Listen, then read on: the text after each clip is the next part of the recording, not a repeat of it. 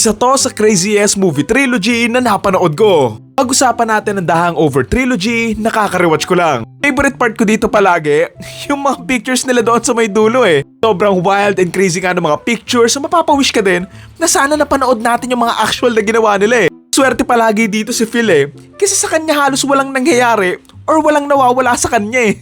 Pinakakawawa sa kanila si Stu kasi isipin mo, tinanggal niya yung ipin niya, nagpatato siya sa mukha, nagkadibdib siya, tapos napasukan pa siya and marami pang iba. Okay, simulan natin sa naunang The Hangover noong 2009. Susundan natin dito si Stu and Phil na isi-celebrate ang kasal ng kaibigan nilang si Doug. Magba-bachelor party nga sila doon sa Las Vegas at kasama nga nila dito ang kapatid ng magiging asawa nga ni Doug na si Alan.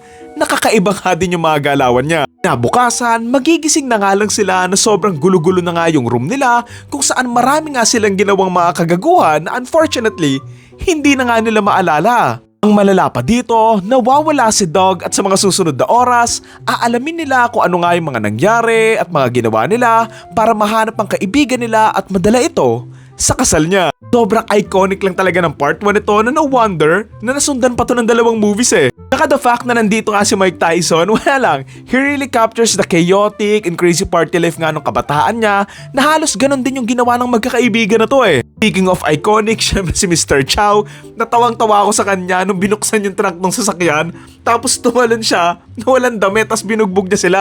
Ang maganda talaga doon sa part 1, bagay na bagay yung Las Vegas doon nga sa mga nangyayari and I love kung paano nga na-unfold yung mga nangyari na palala siya ng palala ganon pero sa dulo, naayos naman nila lahat. Next na tayo sa The Hangover Part 2 noong 2011. Ikakasal naman ngayon ay si Stu and syempre, kasama niya ulit sina Phil, Doug at syempre si Alan. Mangyayari nga itong lahat sa Thailand kung saan makakasama nga nila ang magiging brother-in-law nga ni Stu na si Teddy. Habang umiinom at kumakain sa beach, dito na nga sila magigising makalipas nga ang ilang oras na wala na nga sila ulit na maalala kung saan mas malala na nga ngayon yung mga nagawa nila. May unggoy na nga silang kasama, may tattoo na nga sa mukha itong si Stu, may nakita silang daliri, and nawawala nga itong si Teddy. Mga susunod na oras, dito na nga sila maglilibot sa Bangkok para alamin kung ano nga yung mga nangyari, ano yung mga gulong ginawa nila at nasan nga ba napunta etong si Teddy. Kung saan kailangan nga nila siyang mahanap para maibalik siya at makahabol nga si Stu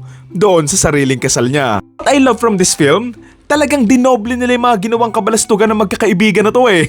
Nag-start sila ng riot, nanguha ng matandang monghe, nagpatato nga sa muka, tapos na ano pa sa tumbong, etong si Stu.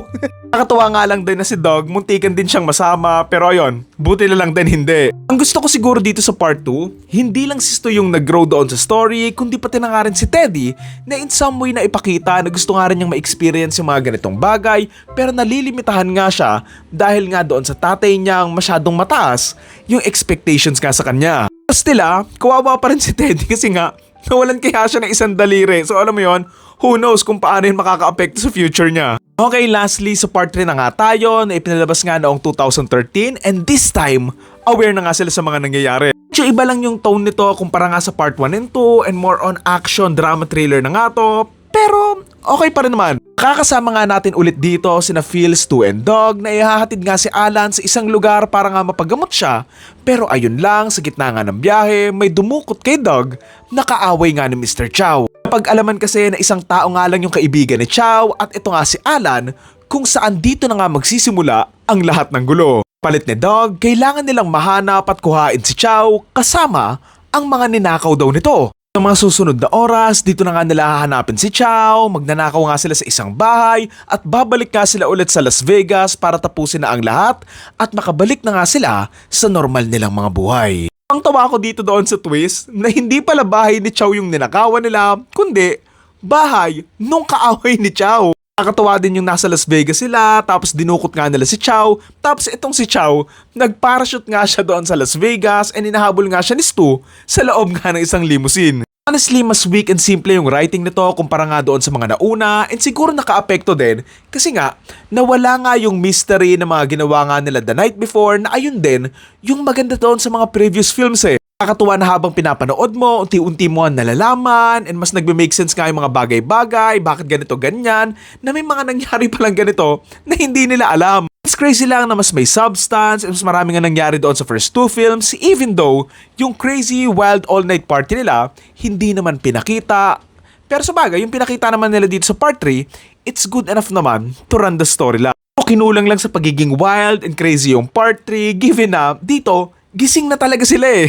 Ayun, still what a crazy fun trilogy and nag-enjoy ako na i-binge watch to. Medyo nalungkot nga ako doon sa dulo nung pinakita nga yung naglalakad nga sila ng magkakasama mula part 1 to 3 kasi nga even though ang dami nga nilang pinagdaanan, ilang beses nga silang nag-away, sa dulo, magkakasama pa nga rin sila. Dulo, maganda pa rin naman yung kinalabasan ng mga bagay-bagay and ayun, tapos na yung journey nila. It's not the perfect trilogy but almost and I love it. Available pa rin to sa Netflix and doon nga ako napanood so panoorin nyo na lang kung gusto nyo. Ayun lang. Thank you!